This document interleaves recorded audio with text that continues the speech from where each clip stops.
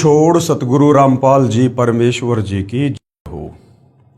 परमपिता परमात्मा सारी सृष्टि के रचनहार कुल मालिक असंख्य ब्रह्मांडों के स्वामी जगत गुरु तीनों लोकों में प्रवेश करके सबका धारण पोषण करने वाले राजाधिराज आत्माधार नाथों के नाथ देवों के देव महादेव सर्वेश्वर महेश्वर मृत्युंजय अजरो अमर आदि अनादि सनातनी प्रभु जगत पिता जगदीश्वर श्री श्री 1008 की उपाधि के वास्तविक अधिकारी अकाल मूरत सौद स्वरूपी राम वासुदेव सर्वगतम ब्रह्म परम पूज्य प्रथम पूज्य परम संत परम पुरुष परम धनी परम दयालु सत्य कबीर हक्का कबीर अल्लाहु कबीर अल्लाहु अकबर बाखबर अल्लाह ताला जगत के तारणहार जगत के मुक्तिदाता जगत के जगन्नाथ हारे के सहारे हिंदुओं के राम मुसलमानों के अल्लाह सिखों के वायुगुरु ईसाइयों के मसीह दया के सागर दयानिधि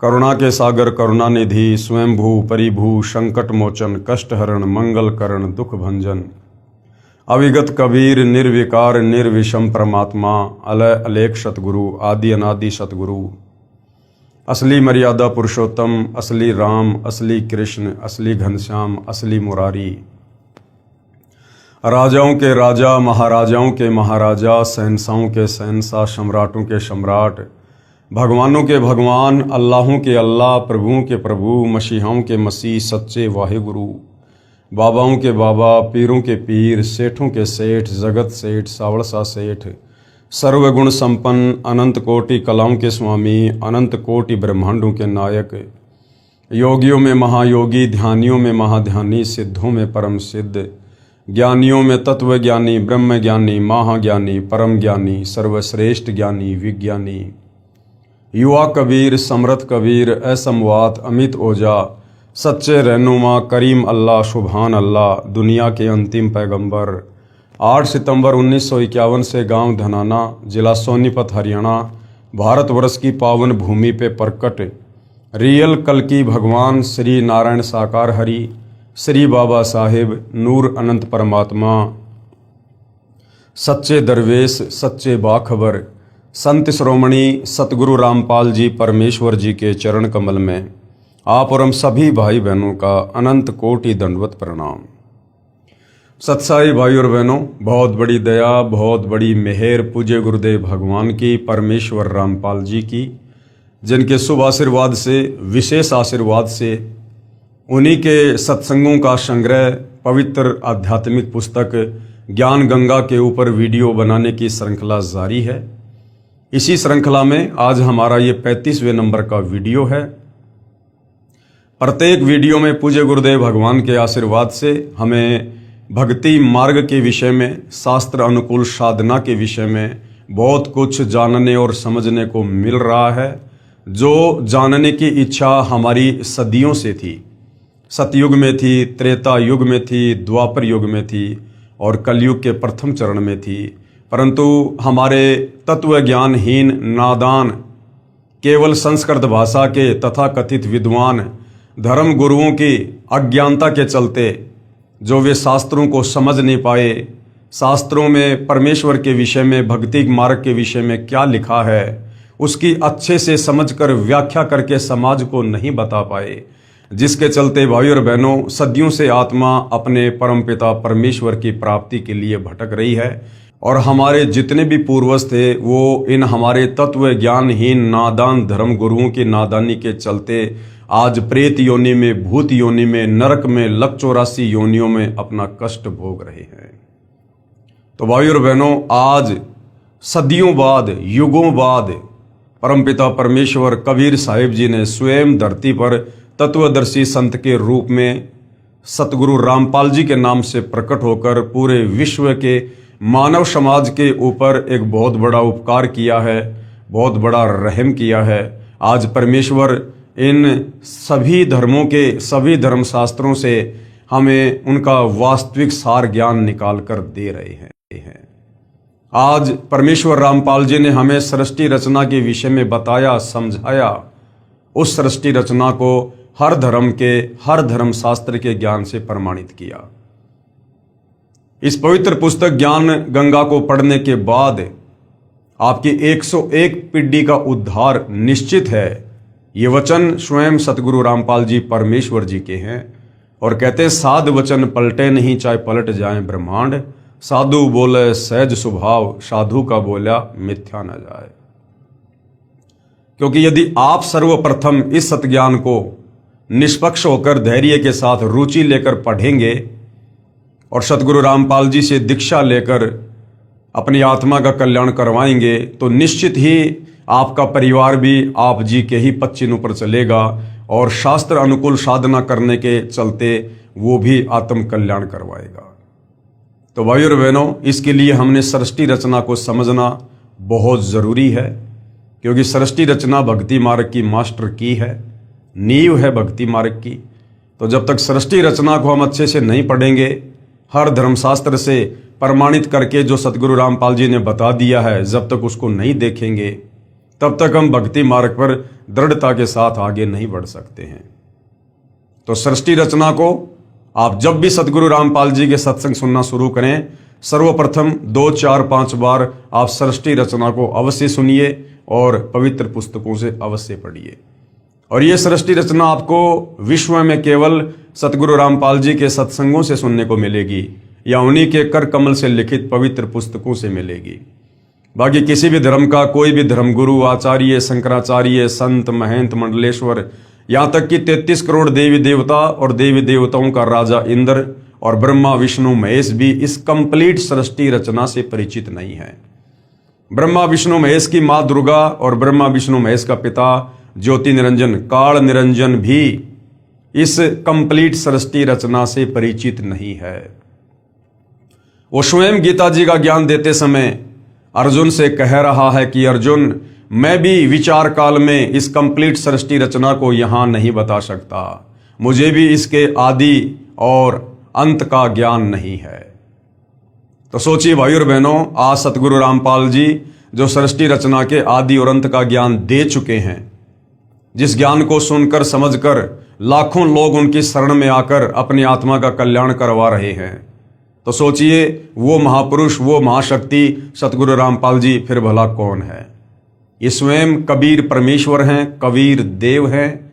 इनके अलावा अपने द्वारा रची गई सृष्टि की जानकारी इस सृष्टि में अन्य कोई जीव नहीं दे सकता, क्योंकि इस कबीर परमेश्वर जी के अलावा चाहे अक्षर पुरुष हो, चाहे ज्योति निरंजन हो, चाहे दुर्गा या ब्रह्मा विष्णु महेश हो, सब जीव संज्ञा में हैं।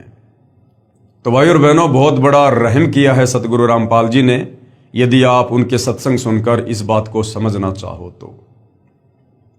अन्यथा ये मनुष्य जन्म हमारा बर्बाद हो जाएगा, बेकार हो जाएगा। जो मनुष्य जन्म 184 योनियों में असहनीय कष्ट भोगने के बाद सिर्फ और सिर्फ परमात्मा प्राप्ति के लिए मिलता है, तत्वदर्शी संत की खोज करके उस परम पद की प्राप्ति के लिए मिलता है, जहां जाने के बाद साधक फिर लौटकर इस काल के गंदे लोक में 21 ब्रह्मांड में जन्म मरण का कष्ट भोगने के लिए, 184 योनियों की पीड़ा सहन करने के लिए, तपतशिला का कष्ट उठाने के लिए और नरक भोगने के लिए नहीं आता है। वो सदा सदा सचखंड में अमर हो जाता है।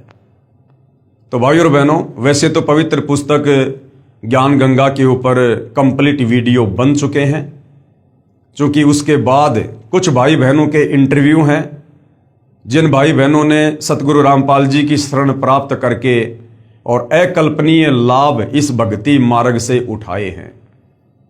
पहले जो हर प्रकार की समस्याओं से ग्रसित थे, परिवार की तरफ से, शरीर की तरफ से, 3 ताप के कष्ट से, कर्म पाप दंड से जो बेहद दुखी थे, परेशान थे, जो परिवार धीरे धीरे पतन की ओर जा रहे थे, जिन परिवारों में नशा घर कर चुका था, बुराइयां घर कर चुकी थी, परमेश्वर रामपाल जी की शरण में आने के बाद आज वो ऋषि परिवार बन चुके हैं।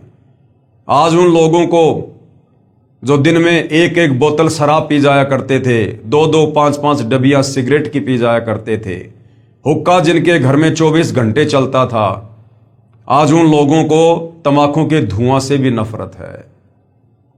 जो लोग असहनीय पीड़ा भोग रहे थे शारीरिक कष्ट के चलते, बीमारियों के चलते, डॉक्टरों ने जिनको फाइनल जवाब दे दिया था कि अब आपको जीवन दान सृष्टि में कोई नहीं दे सकता, सतगुरु रामपाल जी की शरण में आने के बाद आज वो फिर से युवा नजर आने लगे हैं। जो नहाने के लिए पानी की बाल्टी भी नहीं उठा पाते थे, आज वो 50-50 किलोग्राम वजन उठाकर दौड़ रहे हैं। भाई और बहनों, परमेश्वर के जो गुण हमारे धर्मशास्त्रों में वर्णित हैं, वेदों में, गीता जी में, हमें परमेश्वर की अच्छे से व्याख्या ना होने के कारण, परमेश्वर की समझ ना होने के कारण हम परमेश्वर की सत भक्ति करके परमेश्वर से होने वाले लाभ भी नहीं उठा पाए, हम वंचित रहे। और इसका कारण हमारे नादान धर्मगुरु, जो केवल एक भाषा विशेष के ज्ञाता अवश्य थे, परंतु तत्व ज्ञान से कोसों दूर थे। और तत्व ज्ञान के बिना किसी भी धर्म ग्रंथ को नहीं समझा जा सकता, नहीं जाना जा सकता। आप उसकी उल्टी ही व्याख्या करेंगे, आप उसका उल्टा ही अनुवाद करेंगे, और वही हमारे नादान धर्मगुरुओं ने किया। अब सतगुरु रामपाल जी ने आकर दया करी, मेहर करी, और आज वही पुण्यात्माएं परमेश्वर की महिमा का वर्णन कर रही हैं।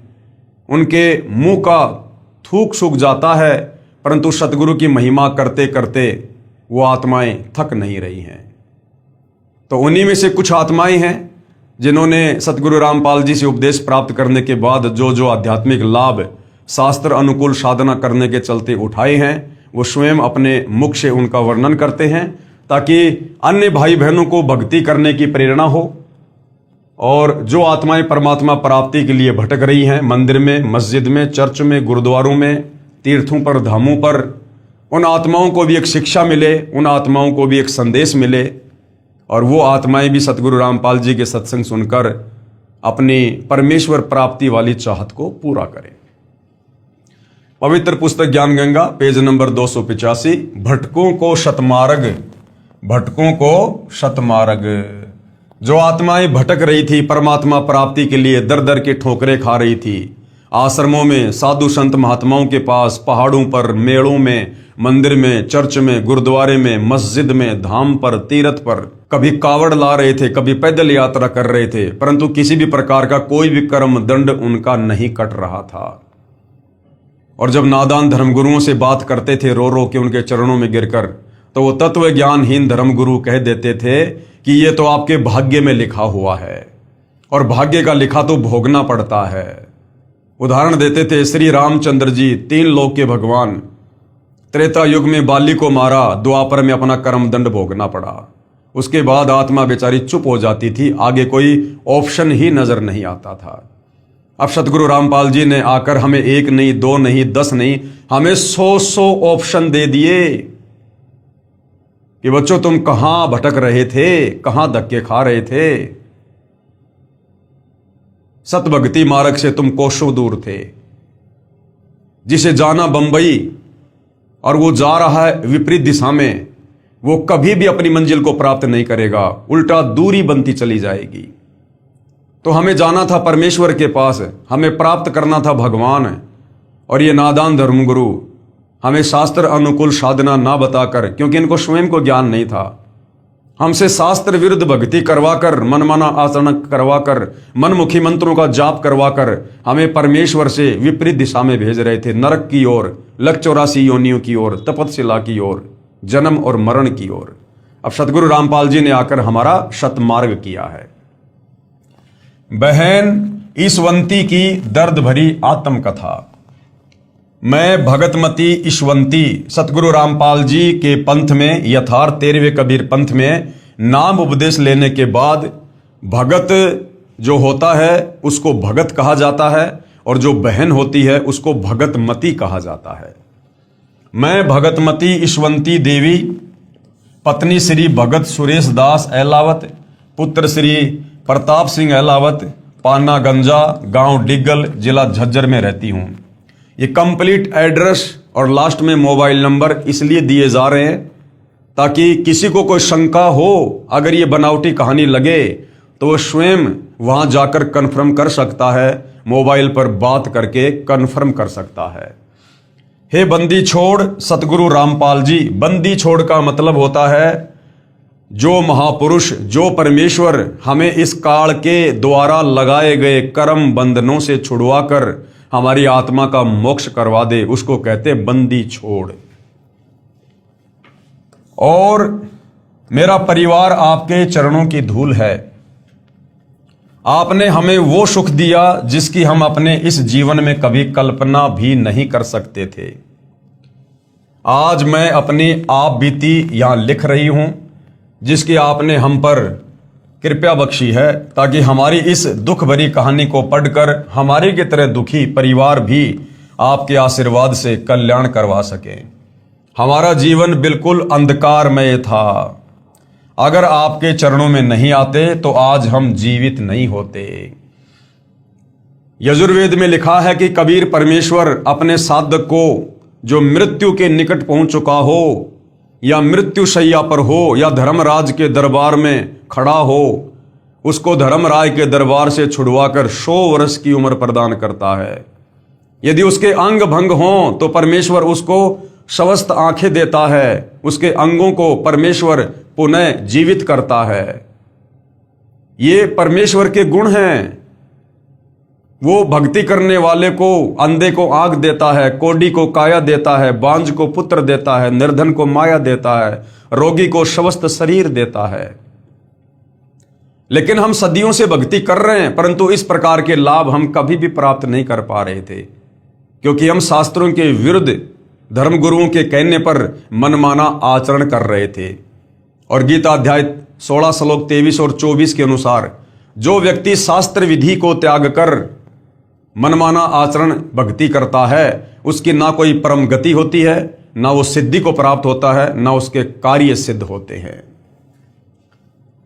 मैं असाध्य रोग से पीड़ित थी। मेरा भाई भापड़ोदा निवासी ओम प्रकाश पुत्र श्री दयानंद राठी, जो हरियाणा पुलिस में नौकरी करता था, वो भी इसी बीमारी से मृत्यु को प्राप्त हो गया था।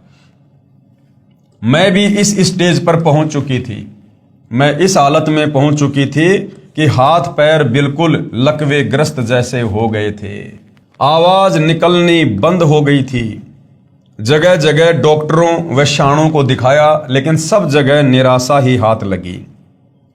मेरे पति इतनी शराब पीते थे कि जब घर आते तो बच्चे डर के मारे चारपाई के नीचे छुप जाते थे।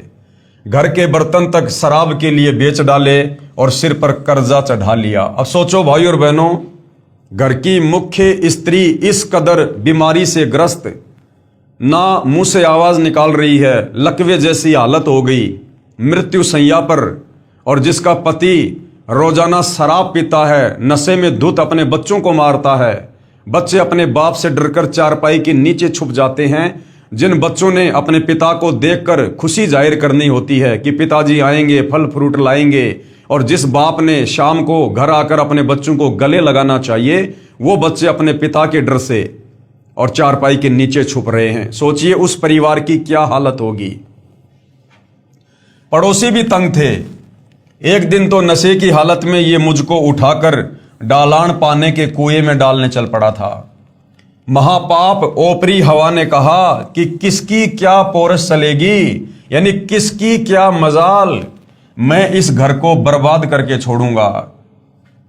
मेरे भाइयों ने मेरे ऊपर ढेर सारा पैसा शाणों व डॉक्टरों के चक्कर में बर्बाद कर दिया, लेकिन मुझे कोई फायदा नहीं हुआ। मेरा पति शराब पीता था तथा बच्चे छोटे छोटे थे। ससुराल में कोई सहारा नहीं था। मेरा भाई सुखवीर जो डीटीसी में ड्राइवर है, उसने परम पूज्य सतगुरु रामपाल जी महाराज से नाम उपदेश ले रखा है। उसने कहा कि बहन को सतगुरु रामपाल जी महाराज से नाम उपदेश दिलवा देते हैं, मरना तो इसको है ही, ये आखिरी उपाय कर लेते हैं। इस पर मेरे पिताजी श्री दयानंद राठी ने कहा कि क्या कोई नाम उपदेश से ठीक होता है। इस पर मेरे भाई ने इन सबको नाम उपदेश की महिमा के बारे में समझाया। इसके बाद सब ने कहा कि देख लेते हैं। ये कहकर मुझे सतगुरु रामपाल जी महाराज के चरणों में लेकर गए। उस वक्त सतगुरुदेव गांव पंजाब खोड़ दिल्ली में सत्संग कर रहे थे। पूरा परिवार मुझे लेकर रात को 10 बजे महाराज जी के चरणों में गए। ये बात 25 दिसंबर 1996 की है। मेरे भाई ने पूज्य रामपाल जी महाराज को मेरी दुखदाई कथा बताई। गुरुजी ने रात को 10 बजे सत्संग में ही नाम उपदेश की रजा बख्शी। उससे पहले मेरी जुबान भी बंद हो चुकी थी, जीभ नहीं उठती थी। जब 26 दिसंबर की सुबह यानी नाम दीक्षा के अगले दिन सुबह मैं उठी तो अपने आप को बेहतर हालत में बोलते पाया तथा अपने भाई को बताया कि इतने वर्षों बाद मुझे लग रहा है कि मैं अपने शरीर में हूं तथा मेरे शरीर से जैसे कोई भार उतर गया है। जो भूत प्रेत की बाधा थी, ओपरी पराई शक्ति थी, वो नाम उपदेश लेते ही वहां से छू मंतर हो गई।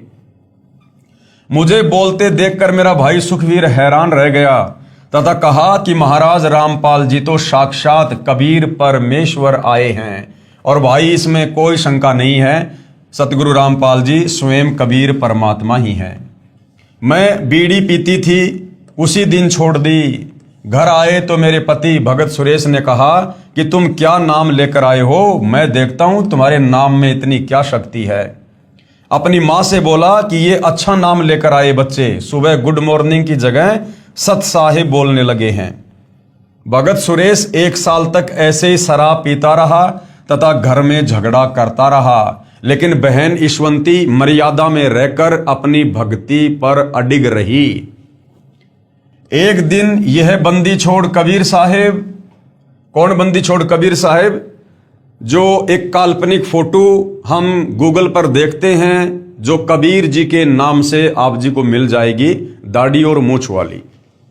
एक दिन यह बंदी छोड़ कबीर साहेब, गरीबदास जी साहेब व सतगुरुदेव सतगुरु रामपाल जी महाराज की तस्वीरों को तोड़ने के लिए खड़ा हो गया।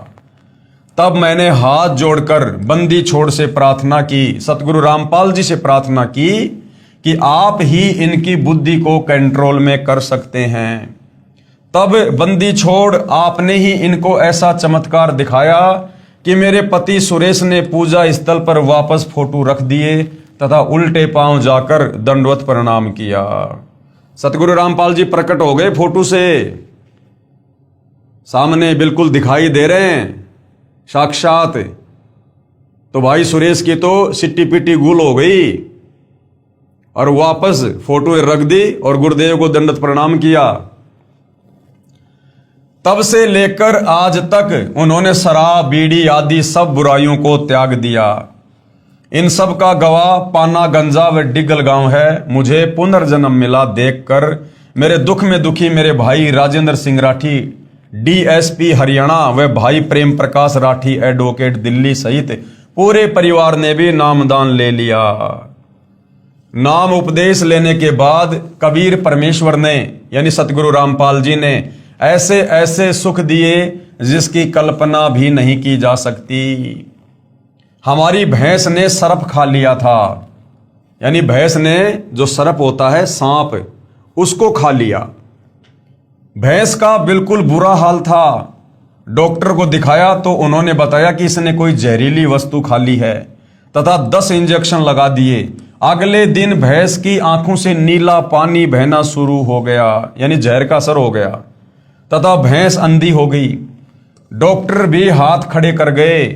तब रात में शौपन में, अब ध्यान देना भाइयों, तब रात में शौपन में सतगुरुदेव रामपाल जी भगवान नजर आए। उन्होंने भैंस के शरीर पर हाथ फेरा। सुबह उठे तो हमने तथा पड़ोसियों ने अपनी आंखों से भैंस के मुंह में सांप को देखा तथा उसको निकाला। अब चाहते तो सतगुरु रामपाल जी बिना शौपन में दर्शन दिए भी भैंस को स्वस्थ कर सकते थे, सांप को बाहर निकाल सकते थे, लेकिन इस प्रकार के हल्के फुल्के चमत्कार परमात्मा जी इसलिए दिखाते हैं ताकि भक्ति करने वाली भगत आत्मा को विश्वास हो कि वास्तव में ये यहाँ हमारा नुकसान होना था, लाखों रुपयों का भैंस मरनी थी, लेकिन आज मैं गुरुदेव भगवान की शरण में हूं, इसलिए मेरे परमेश्वर की रजा से हमारी भैंस स्वस्थ हुई है। तो इस प्रकार के छोटे मोटे चमत्कार गुरुदेव अपने भक्तों के विश्वास को बनाए रखने के लिए करते हैं।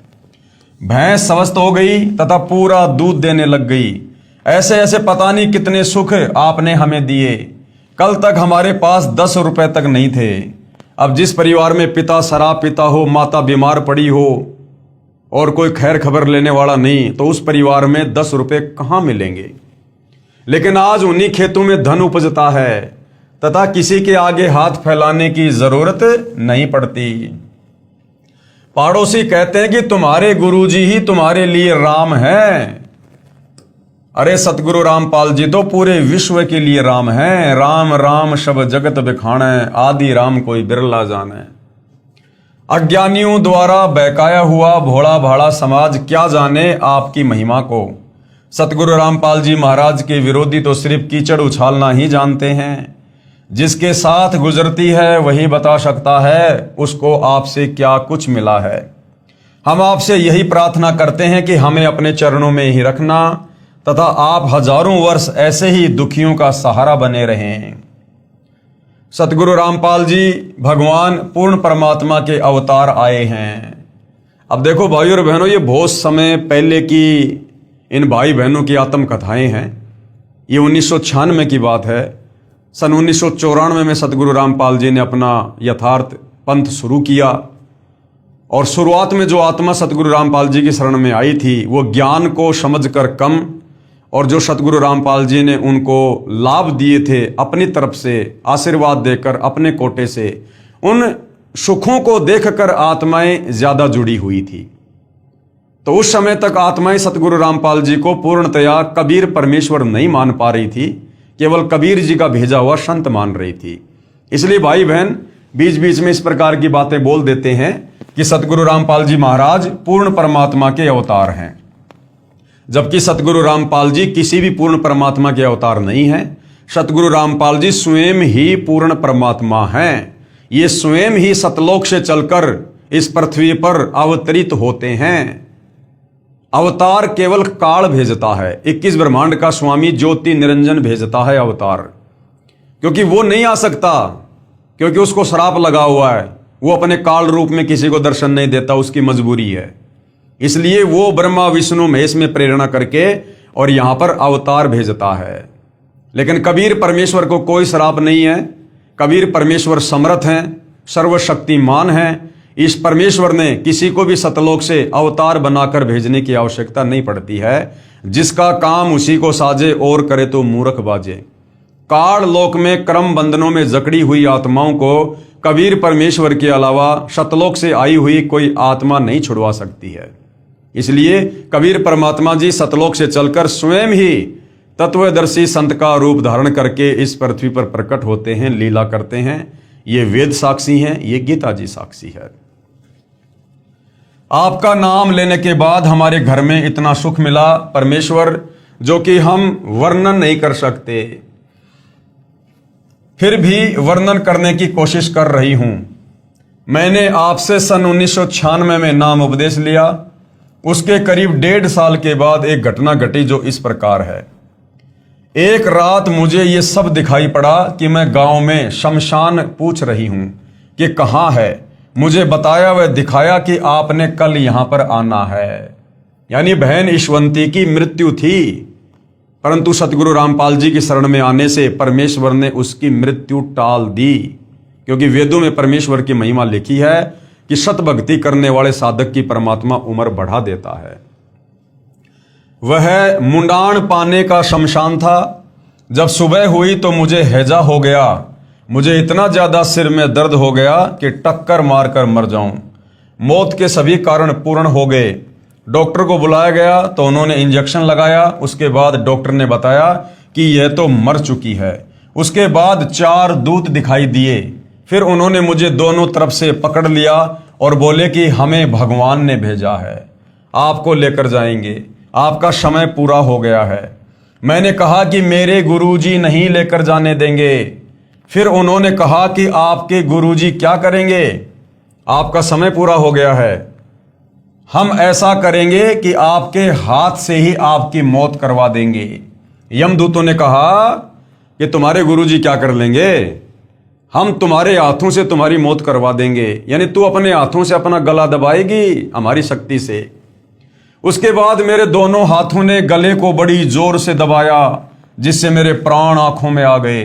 मैं किसी से बोल नहीं सकी। बंदी छोड़ कहते हैं कि आजम तेरे घटने घेरे, तू राम कहन नहीं पावेगा। आजा बंदे शरण राम की, फिर पाछे पछतावेगा। वह स्थिति मेरे साथ हो गई।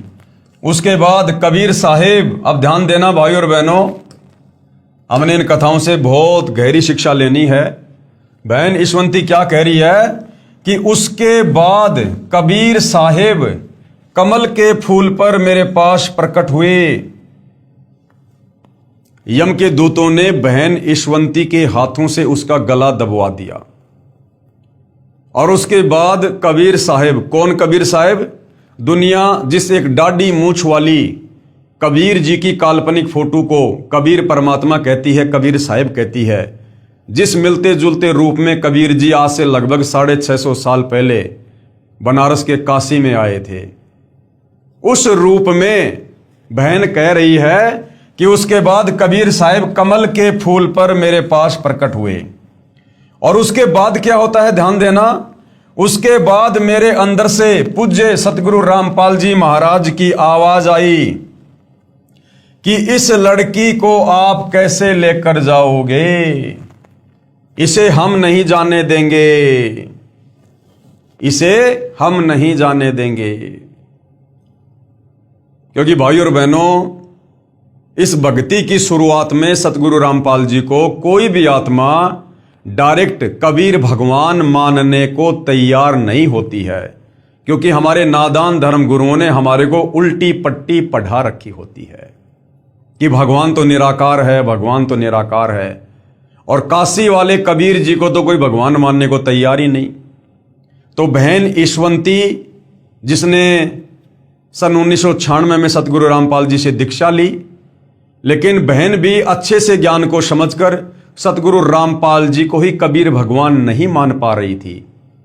बहन की दृष्टि में कबीर भगवान यानी बंदी छोड़ वो दाढ़ी मूंछ वाली कबीर जी की समझे जाने वाली काल्पनिक फोटो थी। तो बहन ने उसी को याद किया।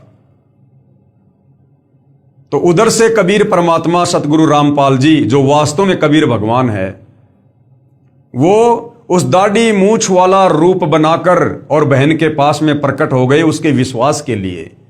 क्योंकि जब तक भगत की आस्था जिसमें रहेगी, वो चाहे किसी की भी भक्ति कर रहा है, परमात्मा उसी रूप में आकर उसकी रक्षा करता है। तो बहन ईशवंती ने नाम तो ले रखा सतगुरु रामपाल जी से, लेकिन भगवान मान रखा था दाढ़ी मूंछ वाली कबीर की फोटो को। तो बहन के विश्वास के लिए वहां पर कमल के फूल पर सतगुरु रामपाल जी ने ही वो दाढ़ी मूंछ वाला रूप बनाया और प्रकट हो गए। लेकिन अंदर से जो आवाज आई, वो आई सतगुरु रामपाल जी की। और क्या कहा? उसके बाद मेरे अंदर से पूज्य सतगुरु रामपाल जी महाराज की आवाज आई कि इस लड़की को आप कैसे लेकर जाओगे, इसे हम नहीं जाने देंगे, इसे तो हम चाहेंगे तब लेकर जाएंगे, इसका अगर पैर भी काट दोगे तो हम वह भी जोड़ देंगे। साथ में गुरुजी ने काफी बातें कही जो सब वर्णन नहीं हो पा रही हैं। उसके बाद यम के दूत भाग गए। उसके बाद गुरुजी ने मुझे कहा कि बेटी डर मत, तेरी मौत को हमने टाल दिया, अब हम चाहेंगे तब लेकर जाएंगे। दूसरा कारण क्या था भाइयों और बहनों? जब आप अध्यात्म की गहराई में जाएंगे, सतगुरु रामपाल जी के सत्संग सुनेंगे तो आपको पता चलेगा। जब कबीर परमात्मा प्रथम बार सतलोक से चलकर अपने पुत्र जोगजीत का रूप बनाकर 21वें ब्रह्मांड पर, जहां पर ये ज्योति निरंजन काल ब्रह्म रहता है, तपतशिला पर जीव भून भून के खाता है, वहां पर इस काल निरंजन की और कबीर परमात्मा की अपने पुत्र जोगजीत के रूप में मुलाकात हुई थी। तो काफी कुछ वरदान कबीर परमेश्वर ने इस काल को दिए थे। और इस काल में एक वचन ये भी मांगा था कि मैं आपका रूप बना सकूं, ये आप मुझे वरदान दे दो। तो कबीर परमेश्वर जो अपने पुत्र जोगजीत के रूप में थे, परमेश्वर ने कहा कि ठीक है भाई, आप मेरा रूप बना लेना। मेरे जिस भगत के पास में सत भक्ति मंत्र होगा, शब्द होगा, उसको तू कुछ नहीं कर पाएगा। वचन भर लो, वचन भर लिया, अकबर लियो भाई।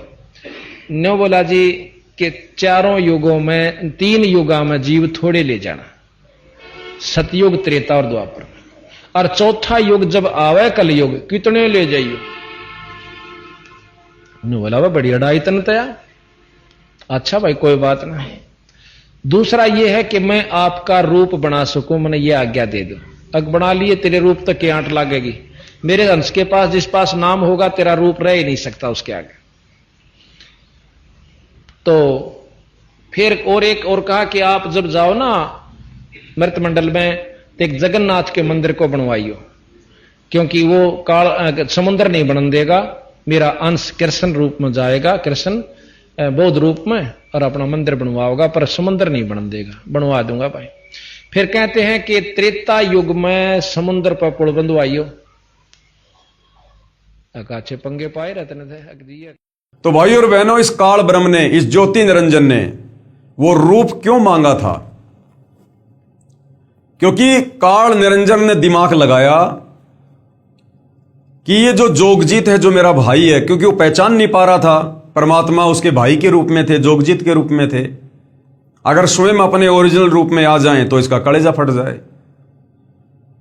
तो उसने कहा कि आप मुझे अपना रूप दे दो कि मैं ये आप वाला रूप बना सकूं, जोगजीत वाला।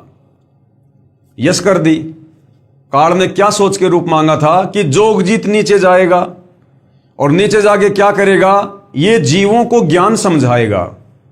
और ज्ञान कैसे समझाएगा? उनका गुरु बनेगा, ये सतगुरु की भूमिका करेगा, तत्वदर्शी संत की भूमिका करेगा। और जो इसके भगत होंगे, क्योंकि जोगजीत नीचे जाके पूरी सृष्टि रचना बताएगा, मुझ काल के विषय में बताएगा, ब्रह्मा विष्णु महेश की स्थिति के बारे में बताएगा कि ये पूर्ण परमात्मा नहीं है, इनकी पूजा से कोई लाभ नहीं है। तो नीचे तमाम आत्माएं तत्व ज्ञान से परिचित हो जाएंगी, ये वेद शास्त्रों का खुलासा करेगा। तो जो इसके भगत होंगे वो भगत इस जोगजीत के ऊपर आश्रित हो जाएंगे और वो मुझ काल की भक्ति पूजा छोड़ देंगे। और ब्रह्मा विष्णु महेश की भी उनको जानकारी हो जाएगी, ये भी आधे अधूरे भगवान है। तो ब्रह्मा विष्णु महेश में भी उन भक्तों की किसी प्रकार की कोई आस्था नहीं होगी, अन्य देवी देवता तो बहुत दूर की बात है। तो काल ने दिमाग लगाया कि मेरी तो मजबूरी है, मैं तो डायरेक्ट अपने ओरिजिनल रूप में जाके किसी को भ्रमित में कर नहीं सकता। तो जब इस जोगजीत के भगत सतयुग में, त्रेता युग में, द्वापर में और कलयुग में, जब इस जोगजीत के भगत शरीर छोड़ने के बाद में त्रिकुटी पर आएंगे, क्योंकि त्रिकुटी एक इंटरनेशनल एयरपोर्ट है आगे किसी भी लोक में जाने का, तो काल को पता था कि जोगजीत के भगत जिनकी जोगजीत पर पूर्ण आस्था होगी, वो शरीर छोड़ने के बाद में सूक्ष्म शरीर में त्रिकुटी पर आएंगे। और यहां आने के बाद मैं उनको भ्रमित करने की कोशिश करूंगा, ठगने की कोशिश करूंगा। तो यदि मैं ब्रह्मा विष्णु महेश का रूप बनाकर लोभ लालच दूंगा, ब्रह्मा विष्णु महेश के लोक में जाने की सलाह दूंगा कि मौज करोगे, मस्ती करोगे, चलो तुम्हें बहुत बड़ा वहां पे कोई पद देंगे, तो जोगजीत के भगत जो तत्व ज्ञान से परिचित हैं, धर्मशास्त्रों से परिचित हैं, ब्रह्मा विष्णु महेश की औकात से, सामर्थ्य से परिचित हैं, वो ब्रह्मा विष्णु महेश के चक्कर में नहीं आएंगे। और मैं अपना रूप काल वाला बना नहीं सकता, मेरी मजबूरी है। तो उन भक्तों को यदि ठगा जा सकता है तो उनके गुरु का रूप बनाकर ठगा जा सकता है, क्योंकि भगत तो अपने गुरु के कहने से आगे आगे चलेगा। तो काल ने सोचा कि जोगजीत नीचे जाएगा, गुरु बनकर ज्ञान देगा और गुरु पर उनके भक्तों की आस्था होगी। और फिर जब त्रिकुटी पर ये भगत आएंगे तो मैं जोगजीत का रूप बनाकर, ये दाढ़ी मूछ वाला रूप बनाकर, जिसे आज दुनिया कबीर परमात्मा कहती है, कबीर साहिब कहती है, जो रूप इस काल ने मांग रखा है कि मैं ये वाला रूप बनाकर और उन भगतों को ठग लूंगा। भगत सोचेंगे हमारे गुरुजी खड़े, हमारे गुरुजी, और मैं उनको कहूंगा बच्चों आ जाओ मेरे पीछे पीछे, चलो सतलोक, और मैं उनको नकली सतलोक में ले जाकर ठोक दूंगा। इसलिए जोगजीत ने वो रूप मांगा था। तो यहां बहन ईश्वंती के पास में, क्योंकि अब हमने दूसरे पहलू से विचार करना है, तो बहन ईश्वंती के पास में उसके प्राण लेने के लिए वो काल जोगजीत का रूप बनाकर, जिसको दुनिया कबीर जी समझ रही है, दाढ़ी मूछ वाली फोटो, उस रूप में आया उसके प्राण लेने के लिए, ताकि ईश्वंती उसे परमात्मा समझकर, कबीर साहिब समझकर और उसके साथ साथ चली जाए और काल उसे अपने जाल में फंसा ले, लक 84 में डाल दे। तो जैसे ही बहन ईश्वंती ने देखा, क्योंकि उसकी आस्था उस फोटो में थी कि कबीर जी यही हैं दाढ़ी मूछ वाले, वो उसी को पूजा करती थी, गुरु जी को केवल अपना गुरु जी माना करती थी, सतगुरु रामपाल जी को। तो बहन ईशवंती ने देखा कि बंदी छोड़ आ गए, कबीर साहब आ गए भाई। लेकिन वो उस समय काल था बंदी छोड़ के रूप में, जोगजीत के रूप में, दाढ़ी मूछ वाले रूप में, क्योंकि उसने वरदान मांग रखा है। तो वो कुछ कहता उससे पहले सतगुरु रामपाल जी, रियल कबीर, अंतर्यामी परमात्मा, बहन ईशवंती के अंदर से आवाज देते हैं और उस दाढ़ी मूछ वाले कमल के फूल पर बैठे हुए काल को, जो कि कबीर के रूप में था, क्या कहा? उसके बाद मेरे अंदर से पूज्य सतगुरु रामपाल जी महाराज की आवाज आई कि इस लड़की को आप कैसे लेकर जाओगे? अब किसको कह रहे हैं सतगुरु रामपाल जी अंदर से आवाज करके? बहन ईशवंती को कौन दिखाई दे रहा था? वो दाढ़ी मूछ वाला, वो कबीर जिसमें काल था। सतगुरु रामपाल जी कह रहे हैं आप इस लड़की को कैसे लेकर जाओगे? मैं नहीं लेकर जाने दूंगा। कि इस लड़की को आप कैसे लेकर जाओगे? इसे हम नहीं जाने देंगे, इसे तो हम चाहेंगे तब लेकर जाएंगे। इसका अगर पैर भी काट दोगे तो हम वह भी जोड़ देंगे। साथ में गुरुजी ने काफी बातें कही जो सब वर्णन नहीं हो पा रही हैं। उसके बाद यम के दूत भाग गए, उसके बाद वो भाग गए सारे के सारे वहां से। उसके बाद गुरुजी ने मुझे कहा कि बेटी डर मत, तेरी मौत को हमने टाल दिया, अब हम चाहेंगे तब लेकर जाएंगे। इसलिए भाई और बहनों, सतगुरु रामपाल जी के पंथ में यदि वास्तव में पूर्ण मोक्ष प्राप्त करना है तो उस दाढ़ी मूछ वाली कबीर की समझे जाने वाली काल्पनिक फोटो को हमने अपने घर से, अपने घट से, अपने दिलो दिमाग से डिलीट करना पड़ेगा, निकालना पड़ेगा। क्योंकि देखो अब हम बच्चे नहीं हैं, हमें सतगुरु रामपाल जी ने अच्छे से सारा ज्ञान समझा दिया है। अब हमारे को कॉमन सेंस भी होनी चाहिए, कुछ बातें हमारे को कॉमन सेंस से भी समझ में आनी चाहिए। देखो शुरुआत में स्वयं कबीर भगवान होते हुए भी और सतगुरु रामपाल जी ने आप और हमसे भक्ति करवाने के लिए उस दाढ़ी मूछ वाली काल्पनिक कबीर की समझे जाने वाली फोटो को कबीर भगवान की फोटो बताकर आप और हमसे भक्ति करवाई।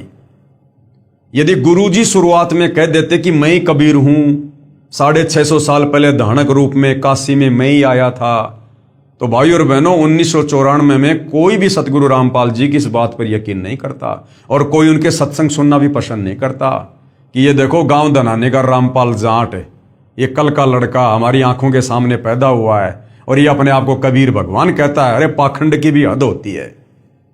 इस प्रकार के मन में पता नहीं क्या क्या कुविचार उत्पन्न होते, तो हम सतगुरु रामपाल जी के सत्संग सुनना भी पसंद ना करते, उनको अहंकारी समझकर अपनी नादानी के चलते। तो आप और हमें भक्ति पर लगाने के लिए सतगुरु रामपाल जी ने उस फोटो का सहारा लिया।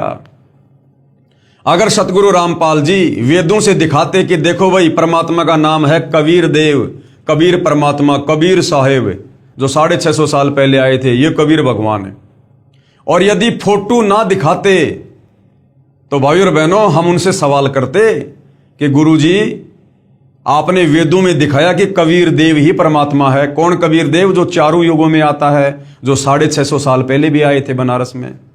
तो गुरुजी उनका कोई फोटो बताओ, उनकी कोई शक्ल दिखाओ भगवान की, ताकि हम उनकी पूजा करें।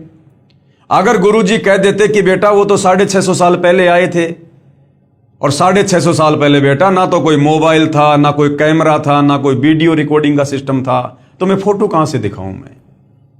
तो हम क्या कहते पता है? अच्छी बात कर रहे हो गुरुजी, अरे रामचंद्र जी त्रेता युग में लाखों साल पहले आए, श्री कृष्ण जी द्वापर युग में 5000 साल पहले आए, और देखो गुरुजी आज उनकी कितनी सुंदर सुंदर फोटोएं आपको लाखों मिल जाएंगी। और कबीर जी तो 600 साल पहले आए थे, फिर उनकी फोटो क्यों नहीं हो सकती? तो बताओ हम नादान आत्माओं को क्या समझाते गुरुदेव? तो वे तो अंतर्यामी है, उनको तो पता था।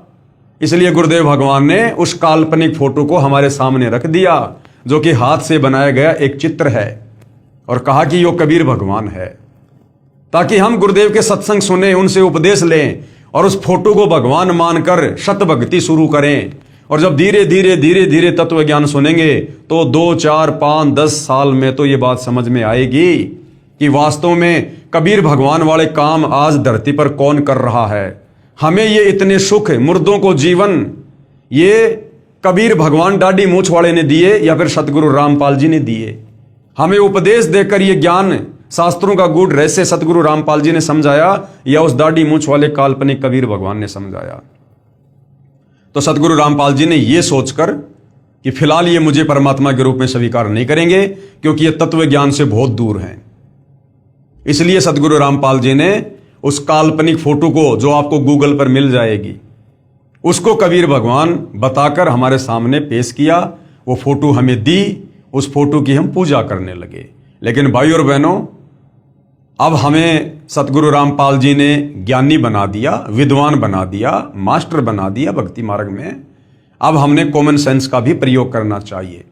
अब यदि हमारी आस्था उसी फोटो में लगी रही तो भाई और बहनों, कल को जब हम त्रिकुटी पर जाएंगे तो स्थूल शरीर छोड़ने के बाद में जो सूक्ष्म शरीर रहेगा उसमें ज्यों के त्यों विचार रहेंगे। अगर हमने उसी दाढ़ी मूछ वाले को भगवान माना, यदि हमारी जरा भी आस्था उस दाढ़ी मूछ वाली फोटो में रही कि ये कबीर भगवान है, तो वो काल त्रिकुटी पर वही रूप बना के आएगा दाढ़ी मूछ वाला, जो ईशवंती बहन के पास में कमल के फूल पर बैठकर आया था काल, और हमें ठग ले जाएगा। हम उसको भगवान मानकर आंख बंद करके उसके पीछे पीछे चले जाएंगे कि आओ बच्चों चलो शतलोक में बैठो विमान में, और ठोक देगा नकली शतलोक में। फिर हमारी एक भैंस जिसका ब्याने का समय नजदीक था, वो एक दिन बिल्कुल बुत की तरह हो गई, अकड़ गई, टाइट हो गई। डॉक्टर को बुला कर लाए तो डॉक्टर ने टाइम से पहले ही हाथों से बच्चा निकाला। उसके बाद भैंस ने जेर नहीं डाली। किसी के कहने पर हमने जो थोड़ी सी जेर बाहर होती है उस पर ईंट बांध दी तो वह जेर टूट गई। जेर के टूट जाने पर भैंस की हालत बहुत खराब हो गई, क्योंकि अंदर जहर फैल गया। सभी कहने लगे कि यह भैंस अब मरने से बच नहीं सकती। हम घबरा कर रात को ही 5 डॉक्टरों के पास गए, मगर एक भी डॉक्टर नहीं आया। कहते हैं कि यह केस निपटाना हमारे बस की बात नहीं है, अब परमात्मा ही बचा सकता है। उसके बाद बहुत दुखी होकर मैंने आशा छोड़ दी कि आज भैंस को कोई नहीं बचा सकता। अरे भैया, जिसने पिछली बार बचाया था अगली बार भी वही बचाएगा।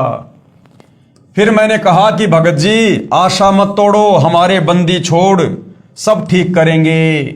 उसके बाद बंदी छोड़ के सामने दंडोत प्रणाम किया। दंडोत प्रणाम किया उसी दाढ़ी मूछ वाली कबीर की फोटो के सामने। लेकिन भाई रियल में जो बंदी छोड़ है, जो कबीर भगवान है सतगुरु रामपाल जी, वो भोले भगत की आस्था के आधार से, जिसकी भी आस्था है, परमात्मा उस रूप में जाकर उसकी रक्षा अवश्य करता है। और हमने प्रार्थना की। उसके बाद सुबह एक डॉक्टर के पास गए तो उसने आकर देखा तो कहा ये बचेगी नहीं। ऐसे ही हमारी भैंस के साथ हुआ था, तो बड़े डॉक्टर ने भरपूर कोशिश की मगर नहीं बच पाई। उसके बाद कहने लगे कि परमेश्वर की दया से बच भी गई तो दूध नहीं देगी। उसके 7 दिन बाद गुरुजी दिखाई दिए। कौन गुरुजी? सतगुरु रामपाल जी, कि भैंस की आंतड़ियों में से जेर निकाल रहे हैं। सुबह भैंस ने जेर डाली तथा वह स्वस्थ हो गई और 15 किलो दूध पर आ गई। ये हमारे बंदी छोड़ की कृपा है। कौन बंदी छोड़? सतगुरु रामपाल जी भगवान। जबकि 4-5 पड़ोसियों की भैंस इसी बीमारी से मर चुकी थी। मेरा छोटा लड़का जिसकी उम्र 14 साल है, नाम नवनीत है, इसे बचपन 6 महीने का था तब से ही निमोनिया हो गया था और 5 साल तक इसकी बीमारी खत्म नहीं हुई। मेरे हर संभव प्रयास करने पर तथा डॉक्टर के मना करने पर भी मैंने हार नहीं मानी। एक दिन मैंने उसे सतगुरुदेव रामपाल जी भगवान से नाम दान दिलवाया। उसी दिन से मानो मेरे बच्चे को कोई बीमारी थी ही नहीं। जबकि भाई और बहनों, नाम दीक्षा तो माता पिता ने पहले अपने बच्चों को दिलवानी चाहिए, यानी पूरे परिवार ने साथ साथ दीक्षा लेनी चाहिए। लेकिन यह भी बहन ईशवंती की कमजोरी थी, थोड़ा ज्ञान की कमी थी कि स्वयं ने नाम ले लिया और उसके कई दिनों बाद फिर अपने बच्चे को नाम दिलवा रही है। ये भी बहन की कमजोरी थी। जबकि ये पता होने के बाद कि परमात्मा धरती पर है, सर्व सुख दाता है, उस बहन के नरक बन चुके परिवार को गुरुदेव ने स्वर्ग कर दिया भक्ति देकर, और फिर भी अपने बच्चों को नाम नहीं दिलवा रही थी। तो ये बहन की कमजोरी थी। आप और हमने भविष्य में इस प्रकार की कमजोरी नहीं दिखानी है। अगर हमारी समझ में बात आ गई है ज्ञान समझकर, तो बच्चों समेत पूरे परिवार ने दीक्षा लेनी चाहिए। बच्चे यदि समझदार हो गए हैं, युवा हो गए हैं, और वो यदि नाम दीक्षा नहीं लेना चाह रहे तो बात अलग है। हम उनको समझा सकते हैं, जबरदस्ती नहीं कर सकते। लेकिन बच्चे यदि 5-10 साल के हैं, आपके अधीन हैं, तो फिर आपने बच्चों को नाम तुरंत अवश्य दिलवाना चाहिए, ना जाने काल का कब क्या अटैक हो जाए। बच्चा आज अपनी उम्र के सभी बच्चों से तंदुरुस्त है। ये सभी चमत्कार हमारे गुरुदेव सतगुरु रामपाल जी महाराज की असीम कृपा से हुए। एक दिन पूर्णिमा के सत्संग के समय वर्ष 2004 में बरसात के ना होने के कारण हमारी धान यानी चावल की फसल सूख रही थी और नहर भी आकर चली गई थी। 1 महीना बाद दोबारा नहर आनी थी। वहां पर ट्यूबवेल से पानी देने का साधन नहीं था, हम सिर्फ नहर पर ही आश्रित थे और 1 महीने बाद तो वो फसल नष्ट हो जानी थी धान की। परंतु पूर्णिमा के दिन हम आश्रम से सत्संग समापन के बाद जब खेत को देखने गए तो हमारे 2.5 एकड़ जमीन धान वाली घुटनों घुटनों पानी से भरी हुई थी। ये कभी सौपन में भी नहीं होने वाला कार्य हमारे सतगुरुदेव की कृपा से हो गया और सारे खेत के पड़ोसियों ने अफसोस किया कि ये नहर तो तुम्हारे सतगुरुदेव ने तुम्हारे लिए, सिर्फ तुम्हारे लिए ही बुलवाई है। सभी लोगों की फसल में ज्यादा से ज्यादा 10 मन धान हुई, जबकि सतगुरुदेव जी की कृपा से हमारी 40 मन प्रति एकड़ हुई। अनेकों अनेकों सुख हमारे बंदी छोड़ सतगुरु रामपाल जी ने हमें दिए हैं। मेरे दोनों पुत्र भगत अमित तथा नवनीत मई 2010 को दिल्ली पुलिस में नौकरी लग गए। मेरी तथा मेरे परिवार की तरफ से सर्व पाठकों से प्रार्थना है कि आप अति शीघ्र सतलोक आश्रम करोथा में आकर सतगुरु रामपाल जी महाराज से मुफ्त नाम दीक्षा प्राप्त कीजिए। मनुष्य जीवन व्यर्थ ना करें। कबीर परमेश्वर जी कहते हैं, भाई काल करे सो आज कर, आज करे सो अब, और पल में प्रलय होएगी फिर करोगे कब। सत साहेब जय बंदी छोड़ की सतगुरु रामपाल जी भगवान की जय। तो भाई और बहनों, देखा आपने, ये सत्य आत्म कथा है उन आत्माओं की जो हर प्रकार से मरणासन स्थिति में थे। कहां तो इस परिवार का बेड़ा गर्क होना था। ऊपरी शक्तियां, ऊपरी पराई, भयंकर बीमार बहन, पति 1 नंबर का शराबी, बच्चा भी बीमार, और माता पिता की ऐसी हालत हो तो फिर बच्चों को कौन संभालता। और आज कबीर परमेश्वर सतगुरु रामपाल जी की असीम रजा से जैसे उस परिवार ने उपदेश लिया, दीक्षा ली, आज परमेश्वर ने उस परिवार को स्वर्ग बना दिया। बहन की बीमारी, रफू चक्कर, दोनों लड़के सरकारी नौकरी लग गए, पति ने शराब त्याग दी और आज वो परिवार सुख से अपना जीवन व्यतीत कर रहा है। तो भाई और बहनों, ऐसा परमेश्वर ही कर सकते हैं। प्रारब्ध में लिखे कष्टों को सतगुरु के अलावा, कबीर भगवान के अलावा दूसरा कोई समाप्त नहीं कर सकता। कहते माशा घटे ना तिल बदे विधाता लिखे जो लेख। इस काल बली ने जो लेख हमारे लिख दिए होते हैं वो कहते हैं मेटे नहीं मिटाए जा सकते, परंतु साचा सतगुरु मेट कर ऊपर मार दे मेख। लेकिन जो सच्चा सतगुरु होता है, पूर्ण सतगुरु होता है, और वो पूर्ण सतगुरु स्वयं कबीर भगवान ही होता है। और इस काल के लिखे लेखों को केवल वो सतगुरु ही समाप्त कर सकता है। चित्रगुप्त के कागजों को सतगुरु ही समाप्त कर सकता है यदि वो पूर्ण सतगुरु है तो। सतगुरु जो चावे सो कर ही, 14 कोटि दूत यम डर ही, ऊत भूत जम त्रास निवारे और चित्रगुप्त के कागज फाड़े। इस परिवार के लिए सतगुरु रामपाल जी ने चित्रगुप्त के कागज फाड़ दिए और अपनी लेखनी से उस समर्थ कबीर परमेश्वर सतगुरु रामपाल जी ने इस परिवार का नया सुंदर भाग्य लिख दिया। तो भाई और बहनों, ये आप लोगों के साथ भी हो सकता है, ये सबके साथ हो सकता है। परमेश्वर इस धरती पर वर्तमान में पूरे विश्व के मानव समाज के लिए, सबके आत्मा के कल्याण के लिए, सबके उद्धार के लिए हैं। लेकिन कहते हैं भाई सकल पदार्थ है जगमाही, भाग बिना नर पावत नाही। सतगुरु रामपाल जी की शरण प्राप्त करना आम इंसान के वश की बात नहीं है। जिनके युगों युगों के भक्ति संस्कार मजबूत होते हैं वही आत्माएं उनके चरणों तक पहुंच पाती हैं, उनके सत्संगों को सुनकर विश्वास कर पाती हैं और फिर उनसे जुड़कर उपदेश लेकर भक्ति का लाभ उठा पाती हैं। तो ये आपकी आंखों के सामने बहन ईशवंती की आत्मकथा है। उसके बाद एक और भगत आत्मा है जिन्होंने अपनी आत्मकथा बताई है। उजड़ा परिवार बसा, मैं भगत रमेश पुत्र श्री उमेद सिंह, गांव पेटवाड़, तहसील हांसी, जिला हिसार का रहने वाला हूं। अब एम्प्लॉयज कॉलोनी जेल के सामने जिंद में सहपरिवार रहता हूं। नाम लेने से पहले हम भूतों की पूजा करते थे, यानी श्राद्ध निकालना, अपने पूर्वजों के श्राद्ध निकालना, भूतों की पूजा करना। क्योंकि शास्त्र विधि को त्याग कर जो मनमाना आचरण करता है, मरने के बाद वो प्रेत योनि में जाता है, और फिर ये हमारे नादान धर्म गुरु आप और हमें उस प्रेत योनि में ले जाने के लिए उन पूर्वजों की जो भूत बने हुए हैं उनके श्राद्ध निकलवाना शुरू करवा देते हैं। हमारे गांव में बाबा सरिया की मान्यता थी, जिस पर हम प्रत्येक महीने की पूर्णिमा को ज्योति लगाने जाते थे। हम शुक्रवार, जन्माष्टमी, शिवरात्रि का व्रत भी करते थे, पितरों का पिंडदान और श्राद्ध भी निकालते थे। श्राद्ध निकालने के लिए, पिंडदान करने के लिए, व्रत करने के लिए, समाधि पूजने के लिए गीता जी साफ साफ मना कर रही है। फिर भी हमारा घर बिल्कुल उजड़ चुका था। जब मैं 12 वर्ष का था तब मेरे पिताजी की मृत्यु हो गई थी। घर में 3 सदस्य थे, तीनों की आपस में लड़ाई रहती थी। तीनों को भूत प्रेत बहुत दुखी किया करते थे और तीनों बहुत ज्यादा बीमार रहा करते थे। पहले डॉक्टरों को दिखाया पर कोई आराम नहीं हुआ। फिर सेवड़ों के पास गए, कोई कहता तुम 5,000 रुपए दे दो, मैं तुम्हें बिल्कुल ठीक कर दूंगा। कोई कहता तुम 10,000 रुपए दे दो। हम बिल्कुल उजड़ चुके थे परंतु कोई आराम नहीं हुआ। फिर क्या होता है भाई और बहनों, परमेश्वर अपनी आत्माओं को छल छिद्र करके अपनी शरण में लेता है। मेरे रिश्तेदार भगत रघुवीर सिंह गांव कोतकला वाले के बार बार कहने से मेरी माता जी ने सन 1996 में सतगुरु रामपाल जी महाराज से नाम ले लिया। मेरी पत्नी को 5 वर्ष उपरांत भी कोई संतान उत्पन्न नहीं हुई थी। मेरी माता जी के कहने से मेरी पत्नी ने भी सतगुरु रामपाल जी महाराज से नाम ले लिया। नाम दान लेते ही 1 वर्ष के अंदर मेरी पत्नी ने एक लड़के को जन्म दिया। मेरा भगवान से विश्वास उठ चुका था, इस कारण मैंने नाम नहीं लिया तथा अपनी माता व पत्नी को भी सतगुरु रामपाल जी के पास जाने से मना करता था।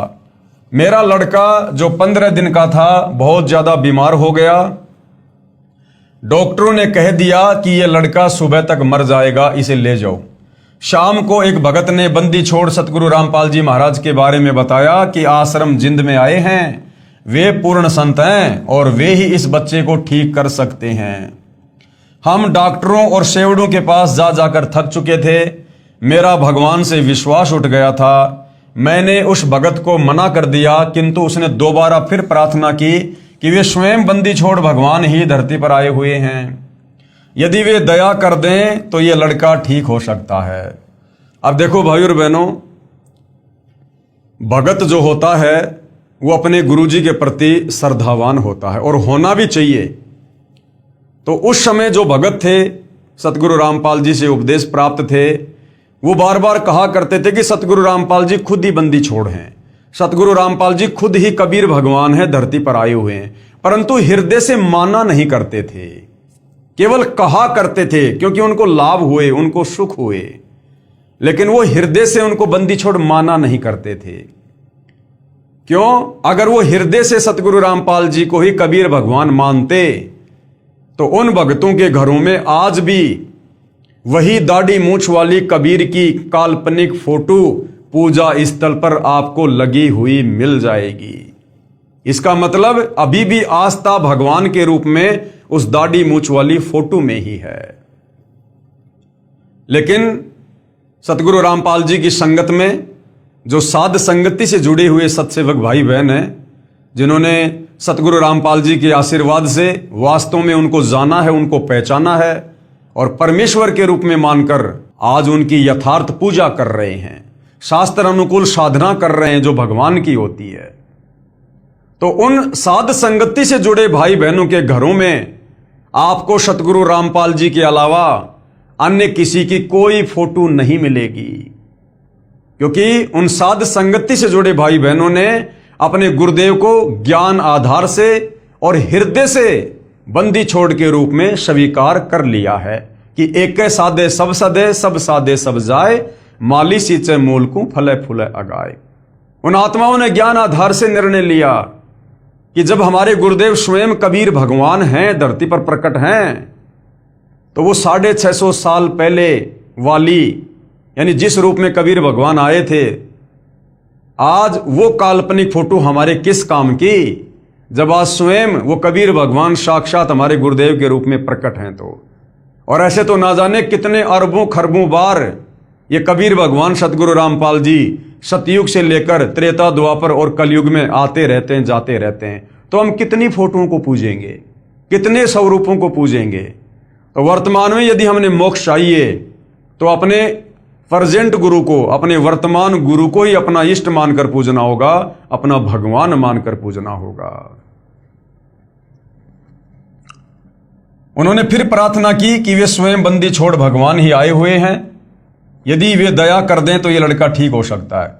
उस भगत के इतने विश्वास के साथ कहने पर मैंने अपनी माता जी को अनुमति दे दी।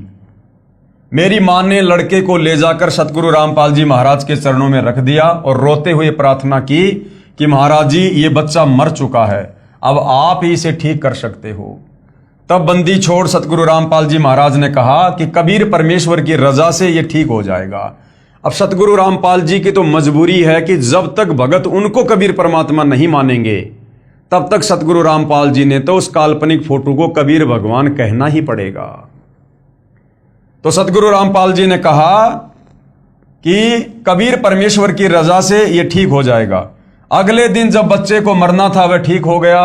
बोलो बंदी छोड़ सतगुरु रामपाल जी भगवान की जय हो। हमारा उजड़ा हुआ घर बंदी छोड़ सतगुरु रामपाल जी महाराज की कृपा से दोबारा बस गया। अगर वो लड़का मर जाता तो उस लड़के का पिता अपनी मां को और अपनी पत्नी को घर में भक्ति नहीं करने देता कि क्या कर लिया तुमने नाम दीक्षा लेकर, कह रहे थे कि भगवान है भगवान है। तो सतगुरु रामपाल जी ने उन दोनों आत्माओं को भक्ति मार्ग पर लगाए रखने के लिए और धीरे धीरे उस नादान प्राणी को भी नास्तिकता से आस्तिक बनाने के लिए अपनी तरफ से उस बच्चे को जीवित किया। इतना चमत्कार देखकर भी पाप कर्मों की वजह से मैंने नाम नहीं लिया और पहले वाली पूजा तथा भूतों की पूजा ही करता रहा। अब सोचिए लड़का मर जाता तो वो कैसे नाम दीक्षा लेता, घर वालों की भक्ति और छुड़वा देता, जो बच्चा जिंदा होने के बाद भी सतगुरु रामपाल जी की भक्ति नहीं कर पा रहा और भैरव भूत की भक्ति में लगा हुआ। हमारे घर पर बंदी छोड़ गरीबदास जी महाराज की वाणी का पाठ सतगुरु रामपाल जी महाराज करते थे और मैं बाहर जाकर शराब पीता था। फिर 1 वर्ष बाद एक दिन हमारे घर पाठ हो रहा था। तब शाम को बंदी छोड़ सतगुरु रामपाल जी महाराज ने सत्संग किया। तब मैंने सत्संग सुना और नाम भी ले लिया। फिर हमारे घर में दुख नाम की चीज नहीं रही। मेरी माता जी ने किसी के बहकावे में आकर नाम खंडित कर दिया। कुछ समय बाद सन 2000 में मेरी मां को अचानक पैर में जलन होने लगी। डॉक्टरों को दिखाया, उन्होंने बताया कि इसे ब्लड कैंसर है, ये 10-15 दिन में मर जाएगी।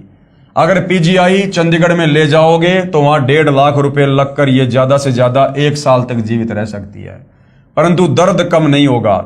बंदी छोड़ सतगुरु रामपाल जी महाराज ने बताया कि आपकी माता जी ने नाम खंडित कर दिया है, यानी मर्यादा तोड़ दी। जैसे बिजली का बिल ना भरने से, कनेक्शन कट जाने से बिजली से मिलने वाला लाभ बंद हो जाता है, उसे फिर सुचारू करवाना पड़ता है। मेरी माताजी ने अपनी गलती की क्षमा याचना की। महाराज जी ने दोबारा नाम दिया तथा सिर पर हाथ रखा। सिर पर हाथ रखते ही पैर की जलन व दर्द खत्म हो गया।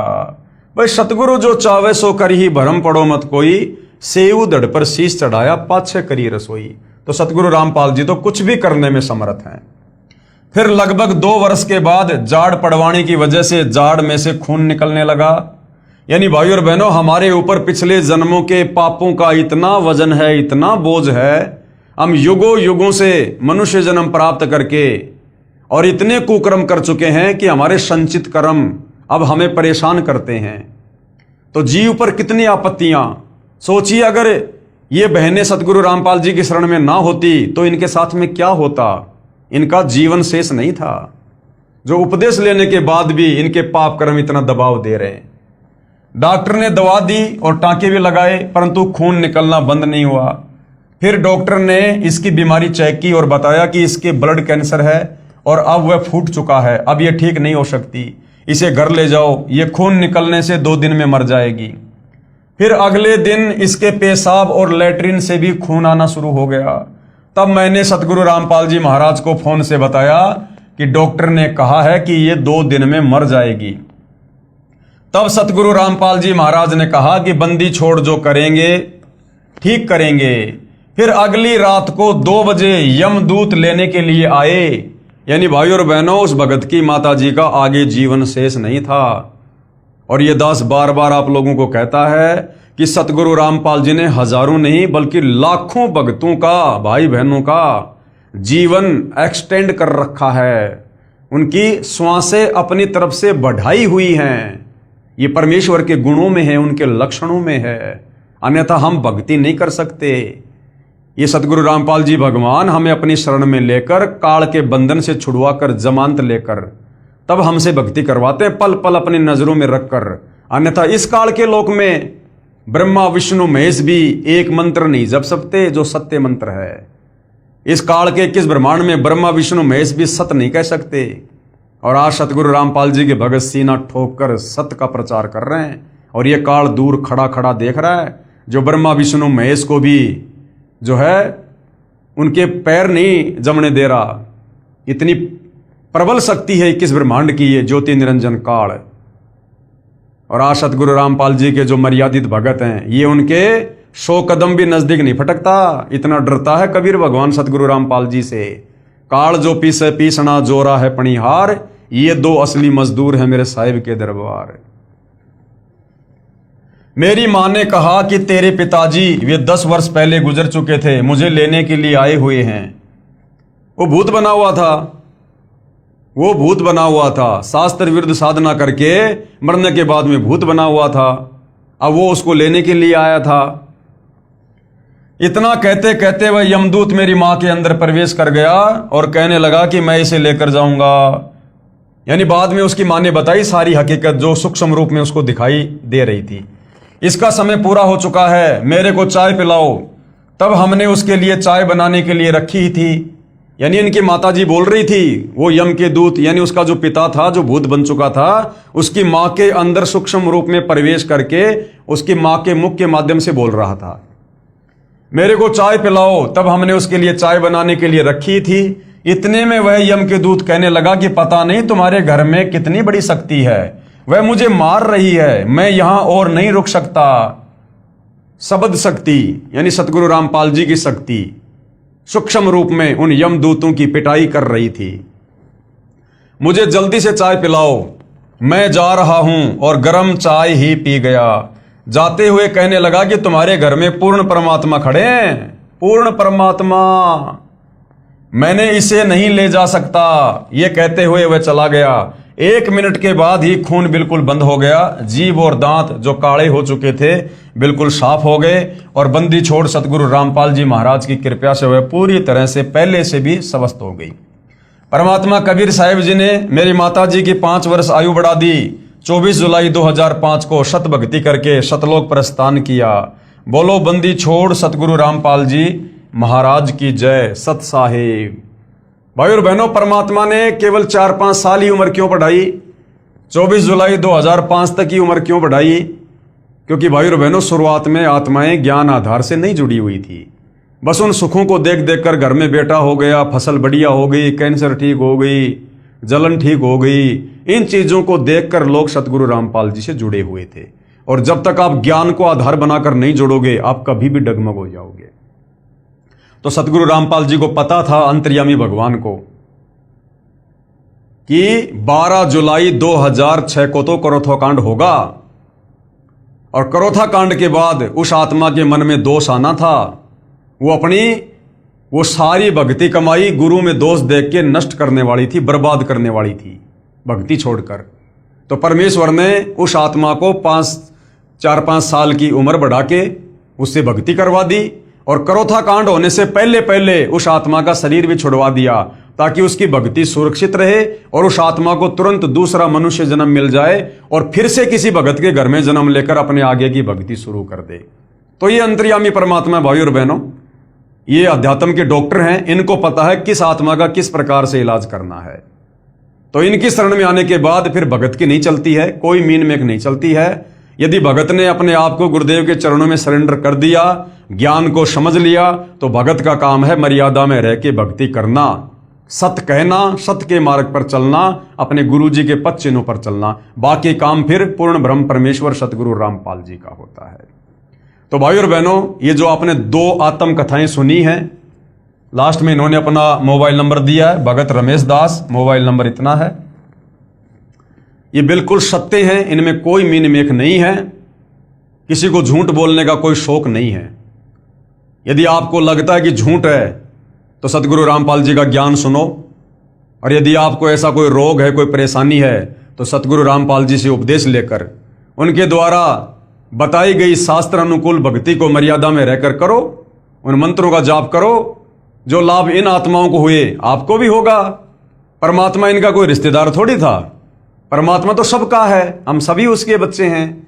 लेकिन शास्त्र विरुद्ध साधना करने के चलते, गीता और वेदों के विरुद्ध, कुरान शरीफ, कुरान मजीद, तोरे, जबूर, इंजिल, ये गुरु ग्रंथ साहिब, बाइबल, इन तमाम धर्म ग्रंथों के विपरीत साधना करने के चलते, उन नादान धर्म गुरुओं के कहने पर आप और हम परमात्मा की भक्ति से होने वाले लाभों से वंचित हैं।